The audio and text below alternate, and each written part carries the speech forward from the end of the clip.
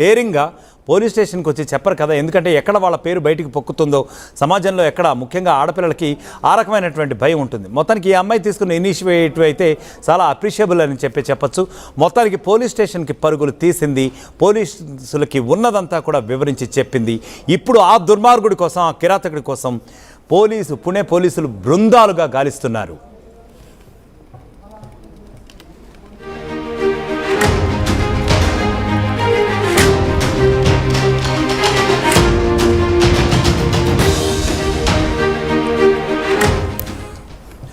Right, ఇక ఈ ఘటనపై పుణే పోలీసు అధికారులు కూడా ఏమంటున్నారో వినే ప్రయత్నం చేద్దాం.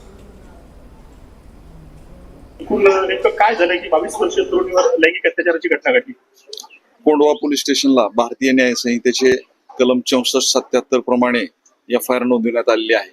यामध्ये काल सायंकाळी 7:30च्या सुमारास कोंढव्यातील एका सोसायटीमध्ये निर्भया राहतात त्या ठिकाणी एक डिलिव्हरी बॉय येऊन आपलं बँकेचं एनव्हलप आलेलं आहे, कृपया आपण हे रिसीव्ह करा असं त्यांना बोलले आणि माझ्याकडे रिसीट घेण्यासाठी पेन नाही असे म्हटले. त्यावरून निर्भया ह्या घरामध्ये पेन घ्यायला गेले असता त्यांनी लागलीच फ्लॅटचा दरवाजा बंद करून अत्याचार केल्याची घटना समोर आलेली आहे.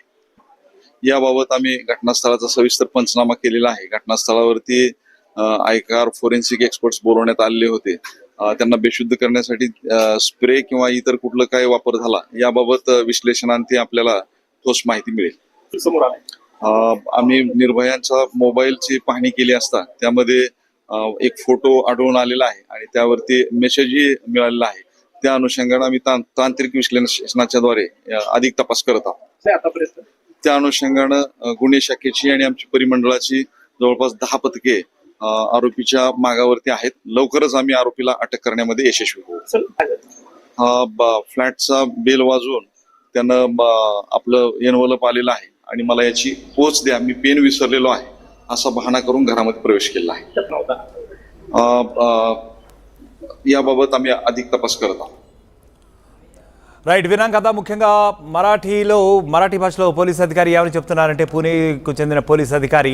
సో ఇది ఒక రకంగా విన్నటువంటి వినూత్న తరహా ఘటన. యాక్చువల్గా ముఖ్యంగా ఆడపిల్లలందరూ కూడా ఇటువంటి వాళ్ళతో చాలా అప్రమత్తంగా ఉండాలి. ఎందుకంటే ఈ సంఘటన ఒకంత మాకే ఆశ్చర్యం వేసింది. ఆ అమ్మాయి ఎప్పుడైతే పరుగులు తీస్తూ మా దగ్గరికి వచ్చిందో, ఈ రకమైనటువంటి దారుణం జరిగిన తీరు మాకైతే ఎక్స్ప్లెయిన్ చేస్తుందో అది విని మేమే కాసేపు నిర్ఘాంతపోయామని చెప్తున్నారు. సో బేసిక్గా ఆడపిల్లలు తస్మాత్ జాగ్రత్త. ఇటువంటి దుర్మార్గులు, కిరాతకులు రకరకాల ప్లాన్స్తో మిమ్మల్ని అటాక్ చేయాలని చెప్పి, లేదంటే ఇటువంటి దారుణాలకి పాల్పడే సంకేతాలు వస్తున్నాయి. కాబట్టి ప్రతి ఒక్కరు కూడా జాగ్రత్తగా ఉండాలి.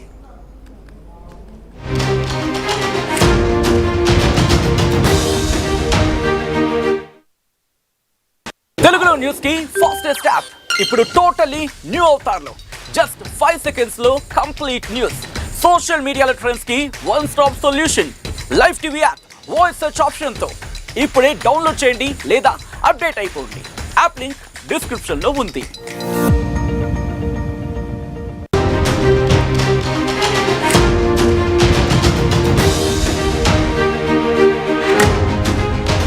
నిన్ను బాగా ఆస్వాదించా, చాలా అద్భుతంగా అనుభూతి చెందా, త్వరలో మళ్ళీ వస్తా అంటూ అప్పుడే స్పృహ నుంచి తేరుకున్న ఒక యువతి సెల్ఫీలో ఒక అన్నోన్ పర్సన్ వీడియో రికార్డ్ అయ్యింది. అది చూసి కాసేపటి వరకు ఆ యువతికి ఏం జరిగిందో కూడా అర్థం కాలేదు.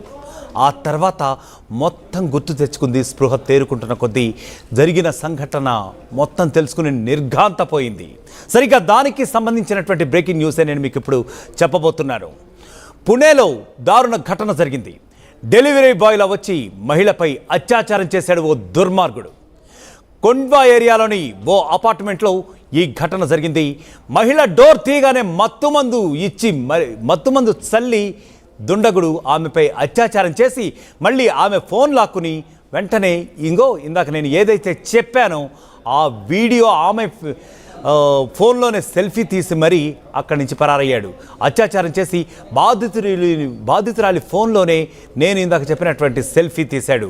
నిన్ను ఆస్వాదించా, మళ్ళీ వస్తా అంటూ మెసేజ్ పెట్టాడు. ఎవరికైనా చెబితే నీ న్యూడ్ ఫొటోస్ కూడా నేను తీసుకున్నాను, అవన్నీ కూడా సోషల్ మీడియా మొత్తం లీక్ చేస్తాను, దెబ్బకి నీ పరువు పోతుంది, ఇంకా నువ్వు తల ఎత్తుకుని సమాజంలో తిరగలేమంటూ కూడా బెదిరింపు చేశాడు ఆ దుర్మార్గుడు. అయితే ఇది విని వెంటనే తేరుకున్న యువతి వెంటనే పోలీస్ స్టేషన్కు పరుగులు తీసింది. పరుగులు తీసిన వెంటనే కూడా అక్కడ పోలీసులు ఈ సంఘటన విని నిర్ఘాంతపోయారు. ఎందుకంటే ఇది కొత్త వెరైటీ తరహాలో ఉంది. ఎందుకంటే అతను ఎవరైతే నిందితుడున్నాడో అతను ఫస్ట్ కొరియర్ బాయ్ రూపంలో వచ్చి ఒక పార్సిల్ ఉందండి, అయితే వేరే వాళ్ళకి ఇవ్వడానికి వచ్చాను, కాస్త పెన్ను ఉందా అని చెప్పి అడిగాడు. సో వెంటనే ఎప్పుడైతే ఆ యువతి పెన్ను తీసుకురావడానికి లోపలికి వెళ్ళిందో వెంటనే అతను కూడా లోపలికి ప్రవేశించి డోర్ లాక్ చేసి ఇంత దారుణానికి ఒడిగట్టాడు ఆ దుర్మార్గుడు. సో మొత్తానికైతే పోలీస్ స్టేషన్కి బాధితురాలు పరుగులు తీసింది, పోలీసులతో మాట్లాడింది, పోలీసులకి కంప్లైంట్ ఇచ్చింది. సీసీ ఫుటేజీ ఆధారంగా పోలీసులు ఇప్పుడు దర్యాప్తు చేపట్టారు. నిందితుల కోసం ఇప్పుడు పుణేలో ప్రత్యేక బృందాలు గాలిస్తున్నాయి.